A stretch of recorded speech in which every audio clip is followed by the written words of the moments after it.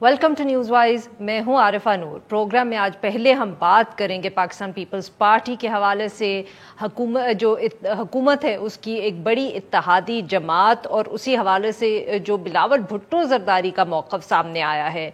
मगर सबसे पहले जो ज़्यादा अहम खबर वो ये कि आज बिलावल भुट्टो जरदारी साहब ने बतौर वज़ीर ख़ारजा ओथ लिया प्रेसिडेंसी में, और इस तरह वो अपने ख़ानदान के दूसरे फ़र्द हैं जो फ़ॉरेन मिनिस्टर बने हैं। उससे पहले उनके नाना जुल्फ़िकार अली भुट्टो साहब भी फ़ॉरेन मिनिस्टर रहे हैं पाकिस्तान के। बिलावल भुट्टो जरदारी साहब का फ़ॉरेन मिनिस्टर बनने के हवाले से तो पहले दिन से क़यासराई हो रही थी। कहा जा रहा था कि जिस दिन शहबाज शरीफ साहब ओथ लेंगे एज प्राइम मिनिस्टर, अपनी कैबिनेट फॉर्म करेंगे, तो बिलावल भुट्टो साहब उसका हिस्सा होंगे। मगर उसके बाद जो पहली कैबिनेट के लिए लोगों ने ओथ लिया तो बिलावल साहब उसमें मौजूद नहीं थे, और लोगों का ख्याल था कि शायद पाकिस्तान पीपल्स पार्टी ने अपना फैसला बदल दिया है। मगर फिर बिलावल भुट्टो जरदारी साहब ने लंदन का भी चक्कर लगाया, नवाज शरीफ से मुलाकात की, और उसके बाद ये वाजे कर दिया कि ना सिर्फ वो ओथ लेंगे, कैबिनेट का हिस्सा बनेंगे, मगर साथ में उन्होंने ये भी कहा कि वो मिसाक़े जमहूरियत 2 यानी कि चार्टर ऑफ डेमोक्रेसी 2 जो है उस पे काम करना चाहते हैं कि वो और बाकी इत्तेहादी जमातें और पाकिस्तान मुस्लिम लीग नून ख़ास तौर पर ये मिलकर जो है COD 2 जो है वो बनाएं और साइन करें। उन्होंने ये भी कहा कि नए इंतखाबात से पहले वो चाहते हैं कि जो इलेक्टोरल रिफॉर्म्स हैं वो ज़रूर हों। उनके कहने के मुताबिक जो साफ इलेक्शंस और शफाफ इलेक्शंस चाहिए मुल्क में, वो इस्लाहात के बगैर हो नहीं सकते। दूसरी तरफ इमरान खान साहब जो है उनका मज़ीद दबाव जो है हुकूमत पर वो बढ़ा रहे हैं।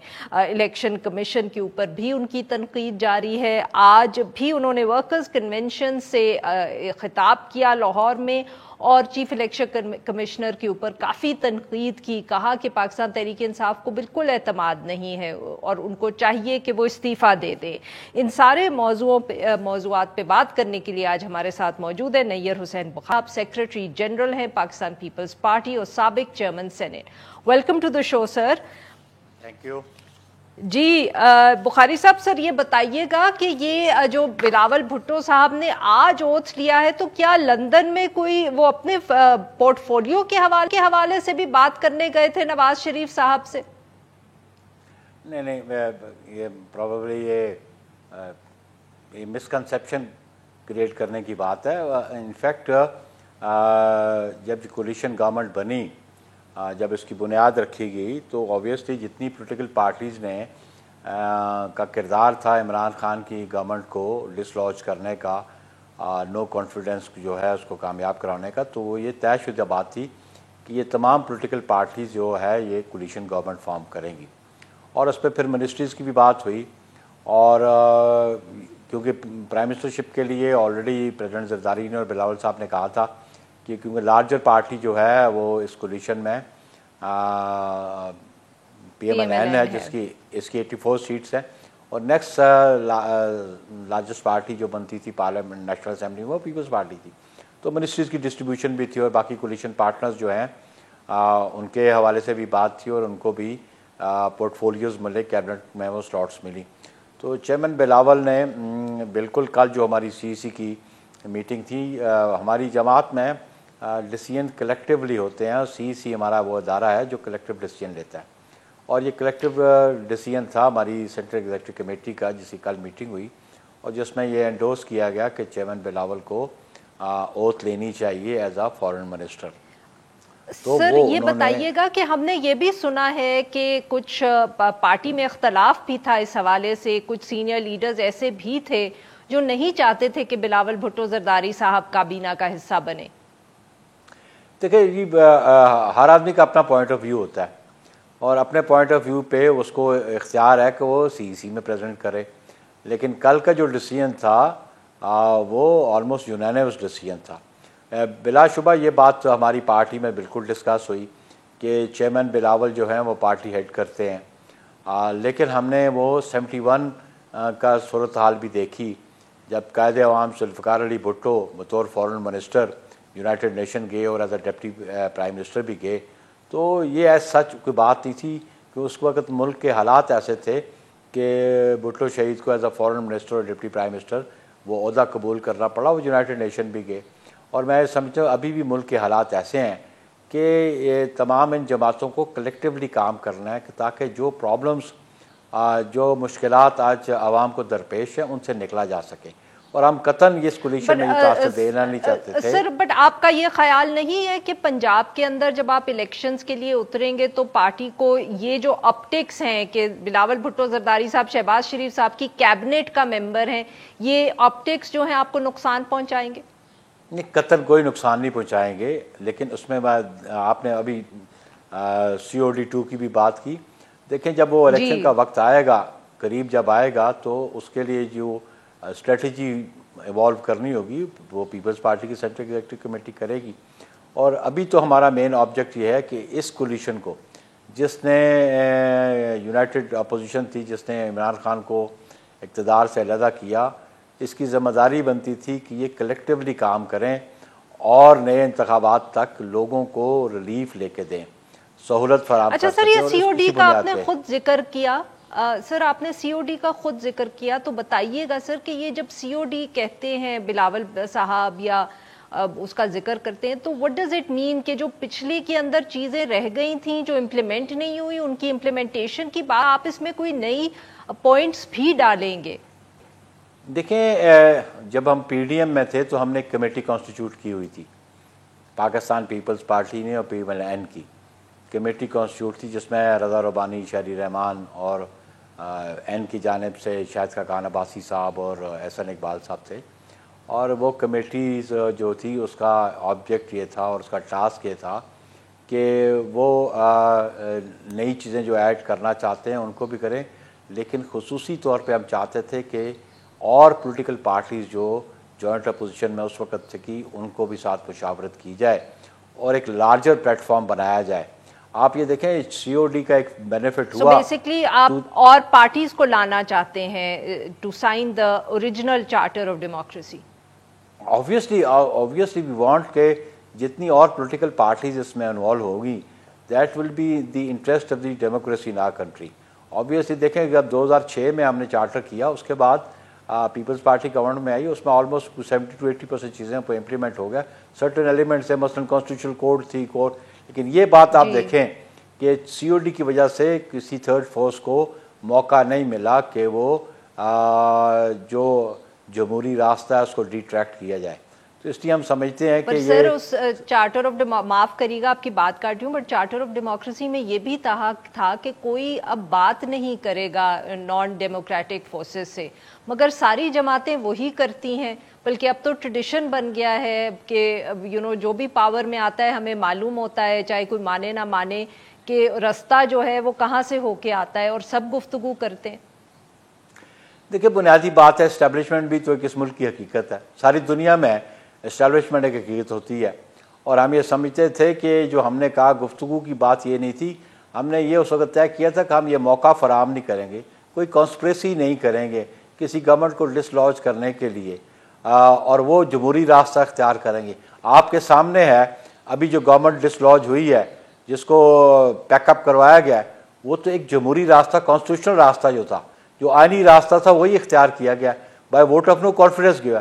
کسی نے کوئی چڑ تو نہیں دھو رہا ان پہ، ان کو پرائم منسٹر کو پرائم صاحب خود کہتی ہے کہ ہمارے اسٹیبلشمنٹ سے تعلقات خراب ہوئے، اسی لیے اپوزیشن جماعتوں کو موقع ملا ہے کہ انہوں نے پاور سنبھال لیا. وہ تو خود مان رہے ہیں. ان کا ایک موقف ہی نہیں ہے. کبھی وہ کہتے ہیں امریکہ نے ہمیں ہٹایا، کبھی کہتے ہیں امریکہ نے سازش کی ہے، پھر آپ کہتے ہیں جی اسٹیبلشمنٹ ہمارے خلاف تھی. اصل بات یہ تھی کہ ان کے اپنے کرتوت ایسے تھے کہ جس کی وجہ سے ان کو نکالنا پڑا. کیونکہ 3.5 سالوں میں ہر وہ بات جس کو انہوں نے قوم سے کمٹ کیا اس کو آنر نہیں کیا، اور جھوٹے وعدے کرتے رہے، جھوٹی تسلیاں دیتے رہے، اور الٹیمیٹلی عوام تو فیڈ اپ تھے، تنگ آ چکے تھے، اور عوام چاہتے تھے. معاف کریے گا وقت ختم ہو رہا ہے بالکل. تو یہ بتا دیجیے گا کہ الیکٹورل ریفارمز کا جو ذکر کرتے ہیں بلاول بھٹو زرداری صاحب، اس کے اوپر کوئی تفصیلات آپ ہم سے شیئر کر سکتے ہیں کہ آپ لوگ کیا چاہتے ہیں، اور کیا وہ اگلے الیکشن سے پہلے ہی ہوں گے؟ انشاءاللہ اگلے الیکشن سے پہلے ہوں گے. اور یا یہ بھی دیکھیں آپ، الیکشن کمیشن کی بھی ایک چیف الیکشن کمیشنر صاحب کی اسٹیٹمنٹ بیفور سپریم کورٹ تھی. ابھی ڈیلیمیٹیشن کا ایک ایشو بڑا امپورٹنٹ ایشو ہے, اور اس ایشو پہ پی ٹی آئی جب الیکشن کمیشن کے خلاف سپریم کورٹ چلی گئی کہ ڈیلیمیٹیشن نہ کرے. یہ ان کو سمجھنا چاہیے کہ جو 2018 کے الیکشن سے فاٹا جو اس وقت تھا وہ مرج نہیں ہوا تھا, اب اس کا اسٹیٹس ڈفرینٹ ہے, اب ان کی سیٹس ریڈیوس ہو چکی ہیں, تو اس لیے ایک ڈیلیمیٹیشن تو ہونی ہے. Number of seats 266 sir but electoral reforms آپ کیا کرنا چاہتے ہیں؟ الیکٹرل ریفارم ہم یہ کرنا چاہتے ہیں کہ جس سے صاف اور شفاف الیکشنز کو ہم انشور کریں, اور اس کے لیے ہم سمجھیں کہ یہ جو بذریعہ آرڈیننسز امینڈمنٹس کرنا چاہتے تھے, اور وہ جو ایسے راستے اختیار کرنا چاہتے تھے کہ جس سے آر ٹی ایس جیسے بیٹھ گیا اور ان کو اقتدار مل گیا, اور ابھی جو چیف الیکشن کمشنر کے خلاف انہوں نے کیمپین شروع کی ہے, چیف الیکشن کمشنر تو انہوں نے کنسنسس سے اپوائنٹ کیا تھا, اور ابھی میں سمجھتا ہوں کہ جس قسم کے ایلیگیشن اور ایکوزیشن ہے, اس لیے کہ ان کا ایک فارن فنڈنگ کیس ہے وہ اپنے اختتامی مراحل میں ہے جب اس کا فیصلہ آنے والا ہے, اور ان کو خبر ہے کہ اسٹیٹ بینک کی رپورٹس ان کے خلاف ہیں, اور یہ پری ایمپٹ کر رہے ہیں کہ ہمیں مخالفت کی بنیاد پہ ہمیں ڈس لاج کیا گیا گورنمنٹ سے بھی, اور مخالفت کی بنیاد پہ یہ فیصلہ جو ہے چیف الیکشن کمیشنر ہمارے خلاف کرنا چاہتے ہیں. تو یہ پری ایمپٹ کرنا چاہتے ہیں اس ڈیسیژن کو جو ڈیسیژن ان کے خلاف آنے والا ہے. بہت بہت شکریہ سر, آپ نے ہمارے لیے وقت. ناظرین یہاں پہ لیں گے ایک چھوٹا سا بریک, اور جب ہم بریک سے واپس آئیں گے ہم بات کریں گے اکنامک صورتحال جو ہے پاکستان کی معاشی صورتحال, اس کے حوالے سے. Stay with us. Welcome back. Program کے اس حصے میں ہم ذکر کریں گے آئی ایم ایف سے جو مذاکرات ہوئے ہیں نئی حکومت کے, اور ساتھ ساتھ جو اب کنڈیشنز ہیں یا جن کے اوپر قیاس آرائی ہو رہی ہے کہ کیا کیا کنڈیشنز ہوں گی جن کے اوپر پروگرام ریوائیو ہوگا.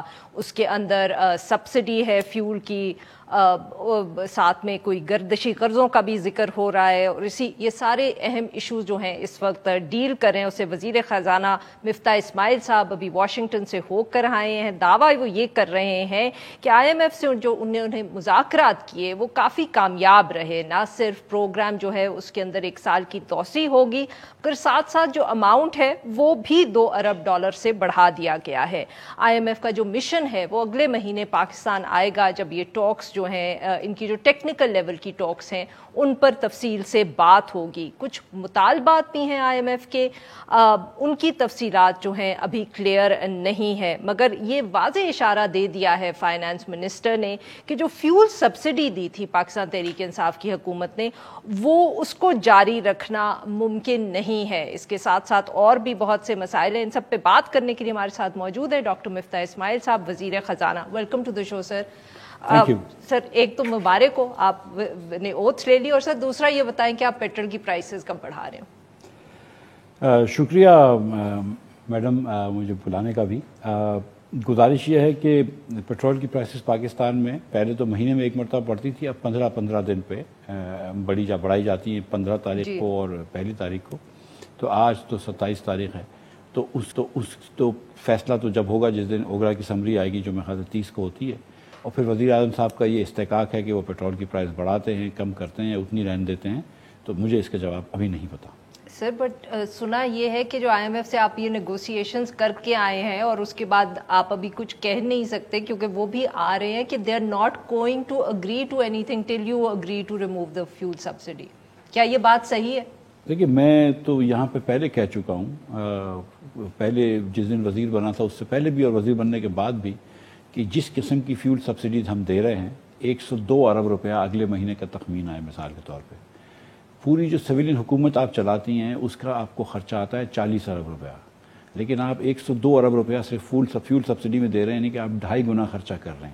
اور سبسڈی کن کو دے رہے ہیں؟ آپ جیسے لوگوں کو جو کہ گاڑی رکھتی ہیں اور ان پہ گاڑی چلاتی ہیں ان کو سبسڈی دے رہے ہیں. مجھ جیسے کارخانے مالکان کو سبسڈی دے رہے ہیں جن کو روز کی مجھ کو میری فیکٹری کو 7 لاکھ کی سورس کی سبسڈی مل رہی ہے. تو یہ ہم سمجھتے ہیں کہ یہ چینج کرنی چاہیے, آئی ایم ایف کہے یا نہ کہے. نہیں تو کرنی چاہیے نا سر. تو یہ فیصلہ تو اب کرنا ہے, اور جو آپ لوگ ابھی پاور میں آئے بھی نہیں تھے تو آپ اور عباسی صاحب بار بار یہ کہتے تھے کہ یہ سبسڈی نہیں چل سکتی.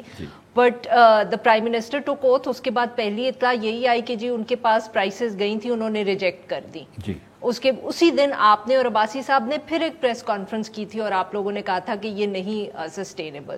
تو پھر ابھی تک فیصلہ نہیں ہوا, اور کیا یہ بتائیں کہ is the IMF program dependent on that decision? دیکھیے IMF پروگرام میں جو IMF نے ایک بات لکھی ہے, کیونکہ آپ نے شوکت ترین صاحب کا ایک شارٹ بھی چلایا تھا, IMF نے لکھا ہے کہ یہ جو انفنڈڈ سبسڈیز ہیں ان کو ختم کی جائے. تو شوکت ترین صاحب کا جو کلیم ہے اس سے IMF بھی اگری نہیں کرتی کہ یہ سبسڈیز فنڈڈ نہیں تھی. یہ ایک دم قیاس آ رہا ہی نہیں, یہ تو غلط بیانی کے زمرے میں آتی یہ بات, معذرت کے ساتھ, کہ جو کوئی ان کے پاس پیسے نہیں تھے جو انہوں نے کر دیا. اور ہم پچھلے 3 سال سے بات کرتے تھے کہ آپ فیول کے اوپر اتنا ٹیکس نہ لگائیں, تب تک عمران خان صاحب کے کانوں پہ جون تک نہ رہیں گی. لیکن جس دن ان کی حکومت جانے لگی تو اس دن انہوں نے نہ صرف ٹیکس ختم کر دیا لیکن اپنی پلے سے دینا شروع کر دیا, یہ اور اتنا زیادہ. تو یہ میری سمجھ سے باہر ہے. سر سمجھ سے تو آپ کی باہر ہے, بٹ پھر آپ کیوں نہیں یہ بتا رہے کہ یہ آپ کب ختم کریں گے اس فیول سبسڈی کو؟ when does the prime minister have to take this decision؟ جب پرائم منسٹر صاحب یہ فیصلہ فرمائیں گے, جب کب کریں گے سر؟ میڈم میں I work for the prime minister and I work at his pleasure. میں تو ایک واٹس ایپ میسج سے فائر ہو سکتا ہوں, تو میں ان کے فیصلے کو انٹیسپیٹ نہیں کروں گا جب ان کی مرضی ہوگی. اچھا سر, اتنا تو بتا دیں کہ کیا IMF نے یہ کہا ہے کہ پروگرام جو ہے وہ ریوائیو تبھی ہوگا جب آپ لوگ اس کو ختم کریں گے؟ IMF کی بہت ساری باتیں, دیکھیں فرسٹ آف آل نہیں, ایک تو یہ بات طے کر لیں کہ پروگرام ریوائیو ہو چکا ہے. جو IMF ان سے بات بھی نہیں کر رہا تھا اور دسمبر کی پیمنٹ روک کے رکھا تھا, جو مارچ میں بھی نہیں کی تھی, اس IMF نے ایگری کر لیا. میں نے جب ڈپٹی مینیجنگ ڈائریکٹر صاحبہ سے بات کری, انہوں نے کہا کہ ہم آپ کے پاس ایک مشن بھیج رہے ہیں اور یہ مشن عید کے بعد انشاءاللہ تعالیٰ آ جائے گا. تو پروگرام تو ہم نے ریوائیو کر دیا ہے. اب ٹیکنیکل لیول ٹاکس رہ گئی ہیں, جو میں سچ بتا رہا ہوں آپ کو کہ آج شروع ہو چکی ہیں. ٹیکنیکل لیول ٹاکس آج بھی ہو گئی ہیں. مجھے سیکرٹری صاحب کہہ رہے تھے کہ یہ پیسے وہ نہیں ریلیز کریں گے جب تک فیول سبسڈی. پیسے تو میڈم پیسے کا مسئلہ نہیں ہے, we need to be part of the program. دیکھیں 2 اس میں گزارشات ہیں. ہم کو فل فور ایسا نہیں ہے کہ پیسے کل چاہیے. جب پروگرام آپ کا جب ایگریمنٹ ہو جاتا ہے تو اس کو کہتے ہیں اسٹاف لیول ایگریمنٹ. جب اسٹاف لیول ایگریمنٹ ہو جاتا ہے اس کے کچھ ہفتے لگتے ہیں ان کو بورڈ میں جاتے ہوئے, بٹ دیٹس اے فارمیلٹی. ہمیں اسٹاف لیول ایگریمنٹ جب کر لیں گے تو آپ کے ورلڈ بینک کے, ایشین ڈیولپمنٹ بینک کے اور ایشین انفراسٹرکچر کے بینکس کے پیسے آنا شروع ہو جائیں گے. آپ کی یورو بانڈ کا ریٹس بڑھ جائیں گے, تو آپ کی دنیا بھر سے جو پیسے آپ لے سکتے ہیں وہ ہو جائے گا. تو وہ انشاءاللہ مئی میں ہو جائے گا. اور صرف still left with the question of what does the IMF want, اور کیا کنڈیشنز ہیں سر؟ 5 شرائط کے ذکر ہو رہا ہے. IMF نے مجھے سے یہ کہا کہ جو شوکت ترین صاحب نے اور عمران خان صاحب نے وعدے کیے ہیں آپ وہ پورے کریں. کیونکہ میں ہر جگہ کہہ چکا ہوں کہ خان صاحب نے جو بھی وعدے کیے ہیں, ساورن ایگریمنٹ کیے ہیں, میں اس پہ بندھا ہوا ہوں. Sir does that include a tax on the petrol? جی میں یہی گزارش کر رہا ہوں کہ شوکت ترین نے تو ان سے وعدہ کیا تھا کہ وہ 30 روپیہ ٹیکس لگائیں گے, اور اب تک ہو چکا تھا ان کا 21 روپے تک پہنچ گئے تھے, اور دو قسط میں بڑھانا تھا. یعنی کہ 21 روپے آپ نے پیٹرول کی پرائس بڑھانی اور اس کے اوپر 30 روپیہ ٹیکس. یہ شوکت ترین کے مفتاح اسماعیل یہ نہیں کر رہا. آپ ابھی تو کہہ رہے تھے ساورن ایگریمنٹ. آپ نے IMF نے کیا مانگا ہے وہ میں آپ کو بتا رہا ہوں, میں جواب اس کا دوں گا نا اگر آپ تھوڑا سا موقع دے دیں. جی سر. IMF نے کہا کہ شوکت ترین نے کہا تھا کہ ہم 30 روپے سیل ٹیکس لیوی لگائیں گے اور اس کے اوپر 17% سیل ٹیکس. تو مطلب ہم نے ان سے یہ کہا ہے کہ اس وقت پاکستان کے اندر نہ عوام کے پاس گنجائش ہے, نہ یہ کرنا جو ہے سود مند ہوگا جس سے بہت زیادہ مہنگائی ہوگی. تو اتنا بوجھ تو ہمارے وزیر اعظم کبھی بھی نہیں ڈالیں گے عوام کے اوپر. تو یہ ہماری بات ہوئی ہے. تو ہم نے وہ پھر ہم سے یہ کہتے رہے کہ آپ کو پھر بہرحال یہ سبسڈی کا نقصان جو ہے اس کو ختم کرنا چاہیے. IMF نے مزید یہ بھی کہا کہ جو ہول چھوڑ گئے ہیں شوکت ترین صاحب. اب یہ دیکھیں ایک بات یہ دیکھیں, یاد رکھیں, شوکت ترین صاحب نے کہا تھا IMF سے ایگری کرا تھا دسمبر میں کہ 25 ارب روپیہ پرائمری ڈیفیسٹ ہوگا. 25 ارب روپیہ. جب میں آیا ہوں تو میرے کو جو پہلی پریزنٹیشن ملی جو شوکت صاحب کو بھی مل چکی تھی, اس پہ 1330 ارب روپے کا تھا. تو کہاں 25 اور کہاں 1330. اب IMF بولتا ہے اس کو آپ 25 پہ لے کر آئے. میں کہا یہ تو ممکن نہیں ہے. تو اس کو کہیں درمیان کا راستہ لے کر آئیں گے, کچھ کم کریں گے, کچھ وہ بڑھیں گے, تو وہ سب چیزیں ہو جائیں گی ٹیکنیکل چیزیں. لیکن جتنی چیزیں شوکت ترین صاحب بات کر کے آ گئے تھے, مطلب اللہ نہ کرے, مطلب شوکت ترین صاحب کو کبھی کشمیر کے نیگوسیشن کے لیے نہیں بھیجنا چاہیے. جی ناظرین, یہاں پہ لیں گے ہم ایک چھوٹا سا break.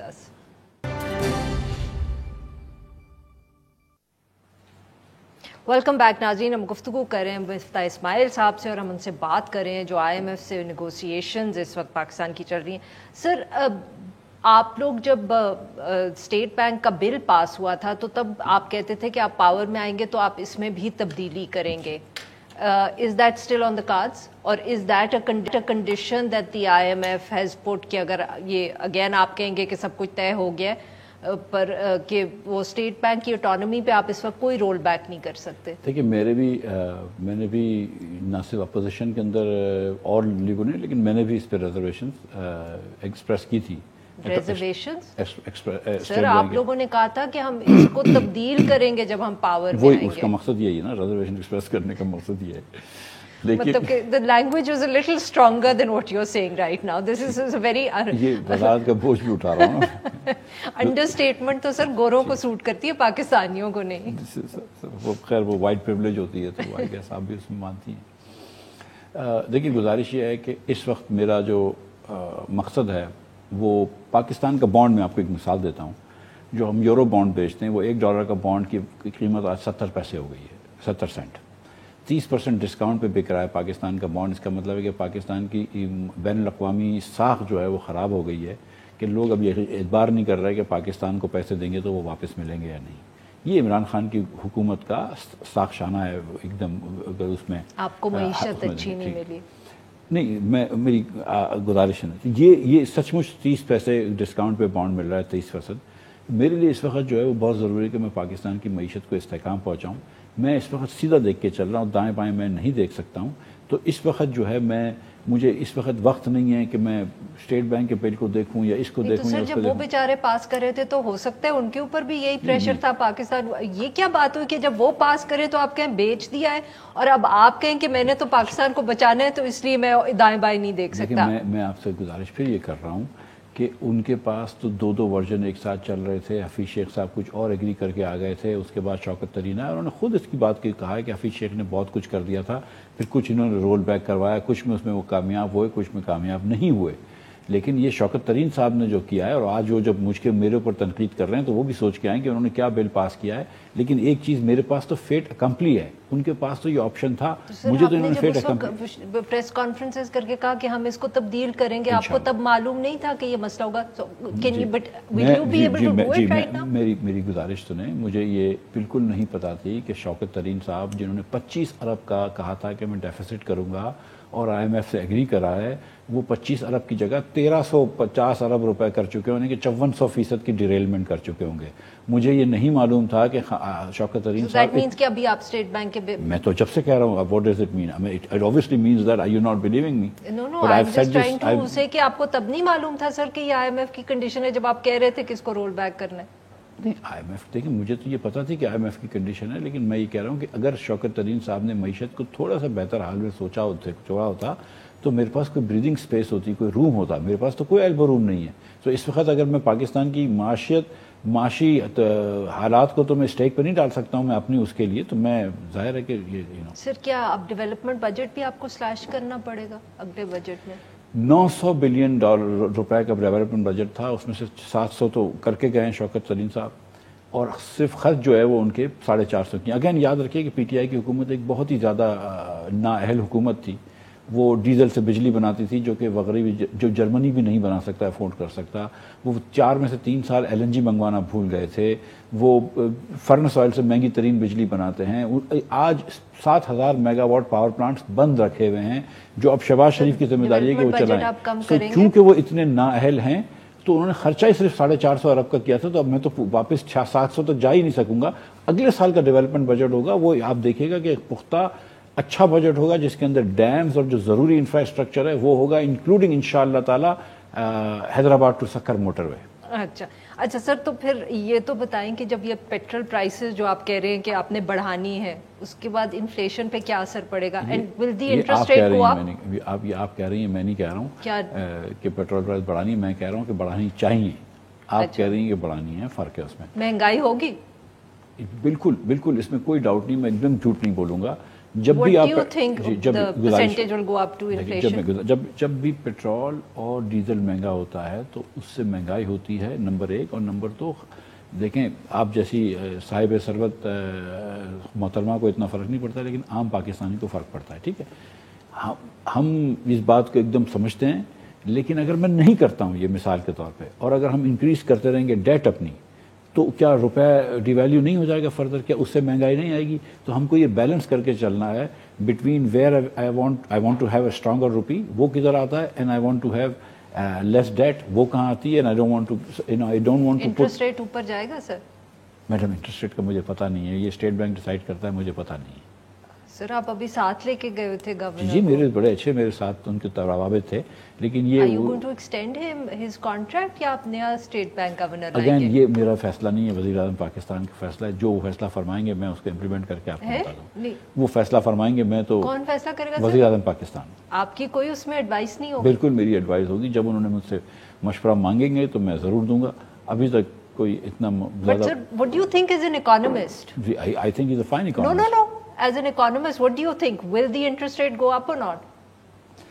I am a reasonably okay economist. You're running the country. You better be better than a reasonably okay economist. You're just running But right now I'm the Minister of Finance, and it would be improper and inappropriate for me to comment on interest rates or currency rates. So do you think, sir, कि वो बढ़ेगा? Madam मुझे आपकी बात दुरुस्त है, आप एक बहुत जय्यद जर्नलिस्ट हैं, लेकिन जैसे आप करती हैं अपने कालमों में भी, और ये कि आप you take care and you are always proper and correct, so allow me to also be proper and अच्छा सर बताएं कि आपने और कौन से स्ट्रक्चरल रिफॉर्म्स करने हैं 1.5 साल के अंदर? आप स्टेट ओन्ड एंटरप्राइजेस के बारे में कोई फैसला करेंगे?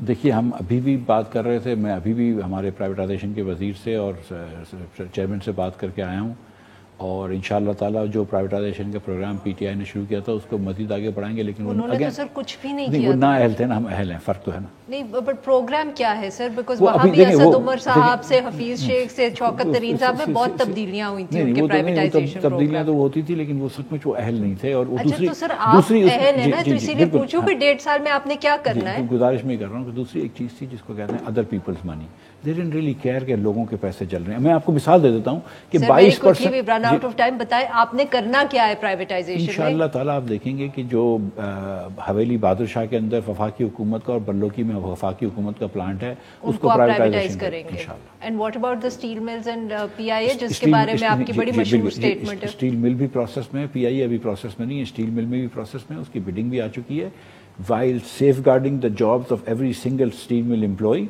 who have been paid for the last. And your ally Pakistan People's Party आपके साथ इत्तेफाक करेगी इन फैसलों पे? As long as I think we say People's Party का जो एक वो होता है कि इकोनॉमिक हार्डशिप लोगों पे नहीं आनी चाहिए, वो इंशाल्लाह सेफ गार्ड करेंगे तो वो भी सेफ गार्ड करेंगे। बहुत बहुत शुक्रिया सर, आपने हमसे बात की। नाजरीन आज के लिए बस इतना ही। We'll be back tomorrow at the same.